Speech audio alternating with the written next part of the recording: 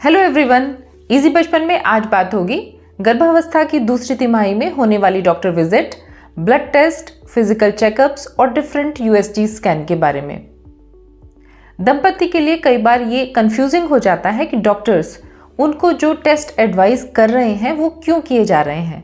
संकोचवश doctor से वो अपनी बात पूछ नहीं पाते हैं और डॉक्टर्स भी समय के अभाव में ये सब चीज़ें उनको एक्सप्लेन नहीं कर पाते हैं। अगर आपके साथ भी अभी कुछ ऐसा हो रहा है तो यकीन मानिए आप एकदम सही जगह पर हैं और आज इस वीडियो में हम वन बाय वन इन सब चीज़ों को डिस्कस करेंगे। जैसा कि हमें पता है कि गर्भावस्था की दूसरी तिमाही 13वें हफ्ते से लेकर 26वें हफ्ते के अंत तक होती है और सेकेंड ट्राइमेस्टर ऑफ प्रेगनेंसी को हम हनीमून पीरियड या फिर गोल्डन पीरियड ऑफ प्रेगनेंसी भी कहते हैं। सेकेंड ट्राइमेस्टर में जनरली हर महीने एक डॉक्टर विजिट की आवश्यकता होती है, पर अगर आपकी प्रेगनेंसी हाई रिस्क है तो ये विजिट कुछ और भी फ्रिक्वेंट हो सकती हैं। डॉक्टर विजिट के दौरान आपका ब्रीफ फिजिकल चेकअप किया जाता है, फैमिली हिस्ट्री के बारे में पूछा जाता है और साथ ही मेडिकल हिस्ट्री भी डिस्कस की जाती है।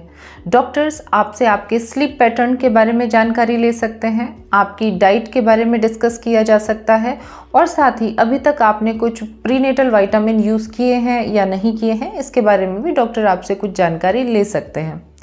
इसके साथ ही डॉक्टर्स आपको कुछ ब्लड टेस्ट एडवाइस करेंगे और कुछ यूएसजी स्कैन आपको लिखे जाते हैं।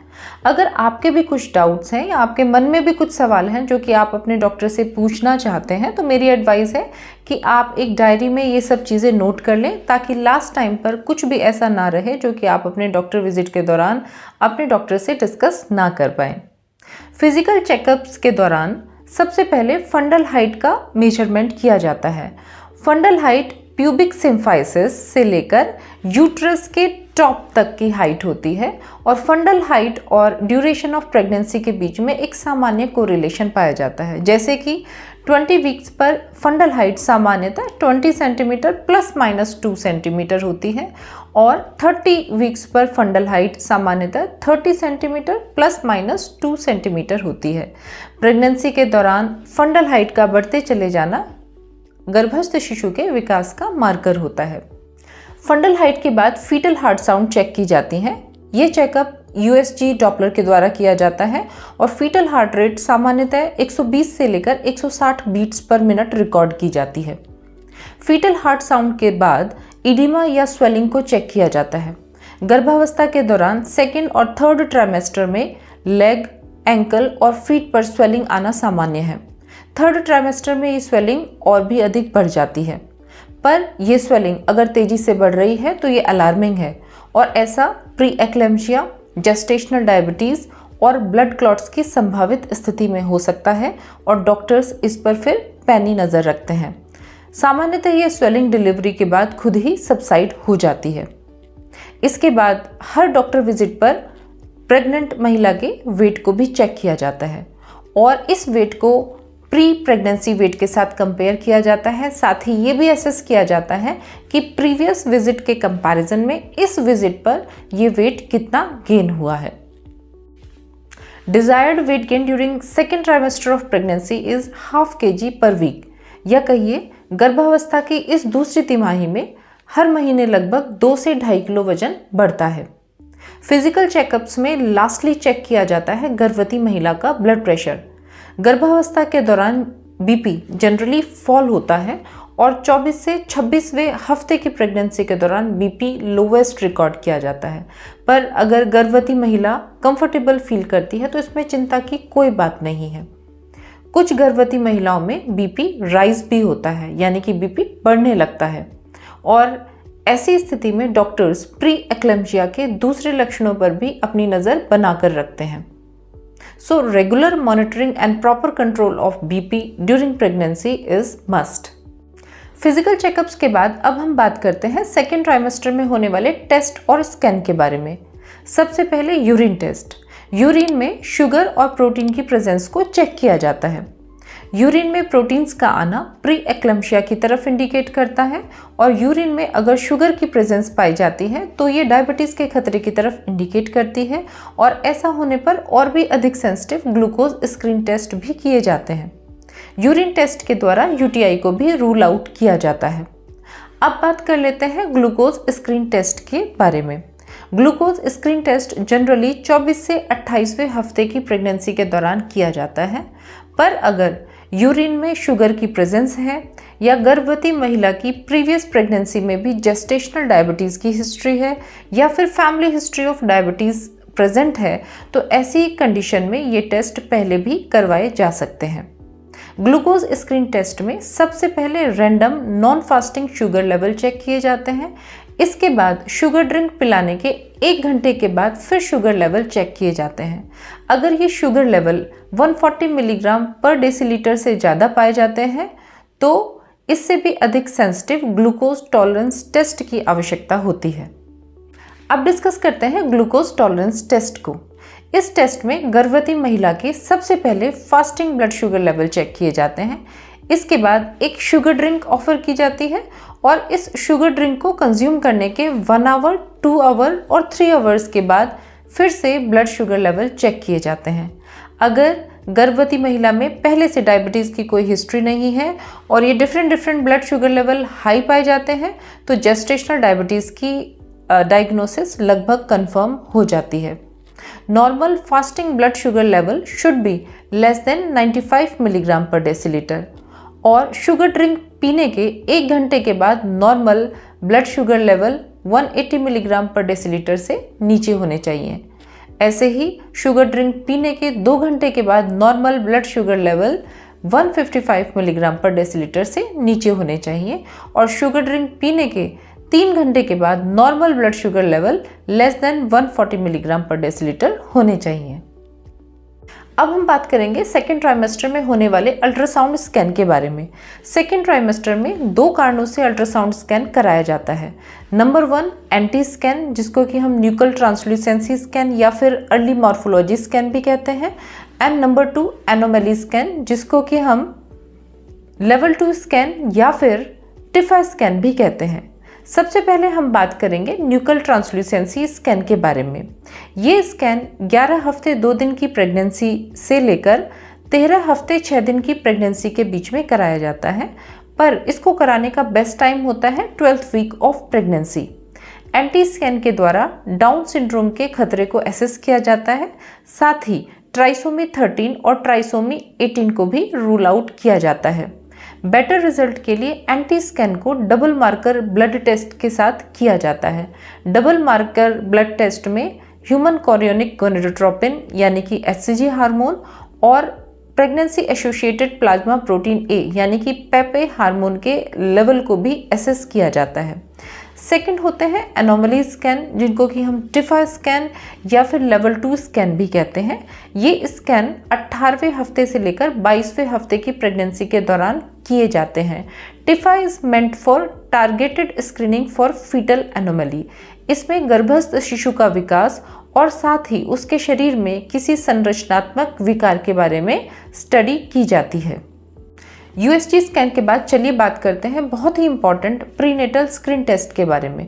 प्रीनेटल स्क्रीन टेस्ट एक प्रकार का कंबाइंड टेस्ट है जिसमें कि कुछ ब्लड टेस्ट और USG स्कैन किया जाता है। प्रीनेटल स्क्रीन टेस्ट 2 प्रकार के होते हैं। First is multiple marker blood test and second one is cell free fetal DNA test. सबसे पहले हम बात करते हैं मल्टीपल मार्कर ब्लड टेस्ट के बारे में।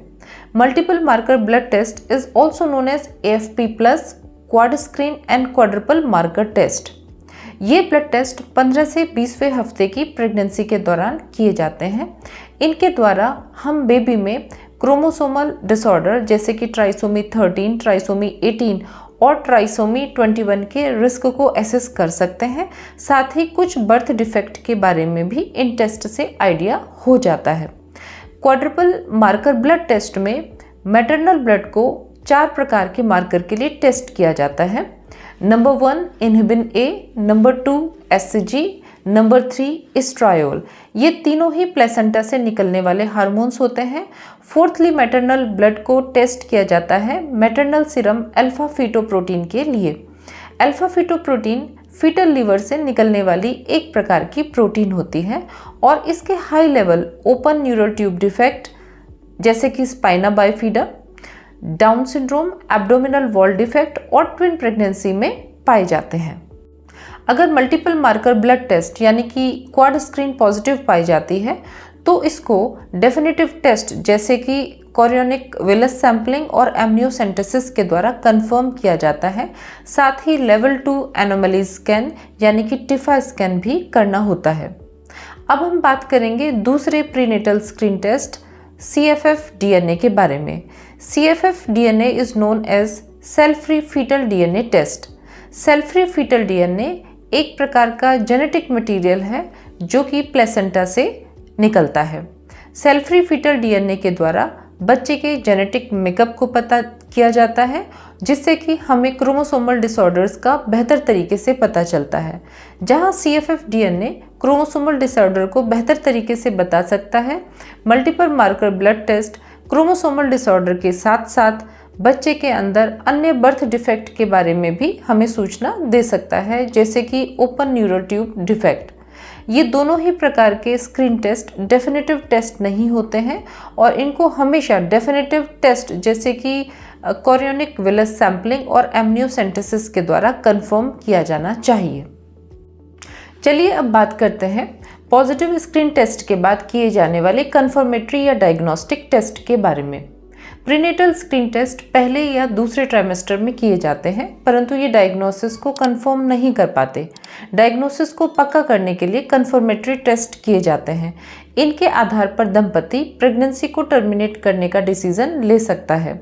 ये डिसीजन लेना तब बहुत ज़रूरी हो जाता है जब गर्भस्थ शिशु में पाया जाने वाला क्रोमोसोमल डिसऑर्डर या बर्थ डिफेक्ट उसके आगामी जीवन के लिए ट्रबलसम हो सकता है। तो कंफर्मेटरी टेस्ट जनरली दो प्रकार के होते हैं। First is chorionic villus sampling जो कि 10 से 13वें हफ्ते की प्रेगनेंसी पर किया जाता है and second one is amniocentesis. Amniocentesis 15वें हफ्ते की प्रेगनेंसी के बाद किया जाता है। इसमें गर्भवती महिला में स्किन के थ्रू निडल इंसर्ट करके एमनियोटिक फ्लूइड को लिया जाता है और फिर एमनियोटिक फ्लूइड को बच्चे में संभावित क्रोमोसोमल डिसऑर्डर के लिए चेक किया जाता है। ये दोनों ही कंफर्मेटरी टेस्ट प्रेगनेंसी लॉस के खतरे के साथ एसोसिएटेड होते हैं और इनको कराना तभी बेनिफिशियल है जब इनसे होने वाला बेनिफिट इन प्रोसीजर्स को किए जाने वाले रिस्क से ज़्यादा हो। लास्टली हम बात करेंगे सेकेंड ट्राइमेस्टर में होने वाले कुछ अन्य ब्लड टेस्ट के बारे में, लाइक CBC। इसके द्वारा हीमोग्लोबिन लेवल चेक किया जाता है और सेल काउंट्स देखे जाते हैं। अगर मदर RH निगेटिव है तो इनडायरेक्ट कुम टेस्ट भी किया जाता है जिसके द्वारा एंटीबॉडी स्क्रीनिंग की जाती है। मदर में एंटीबॉडी लेवल अगेंस्ट रूबेला और चिकन पॉक्स भी चेक किया जाता है। अगर थायराइड फंक्शन टेस्ट अभी तक नहीं हुए हैं और viral marker test against hepatitis B, hepatitis C और HIV छूट गए हैं तो वो भी किए जाने चाहिए।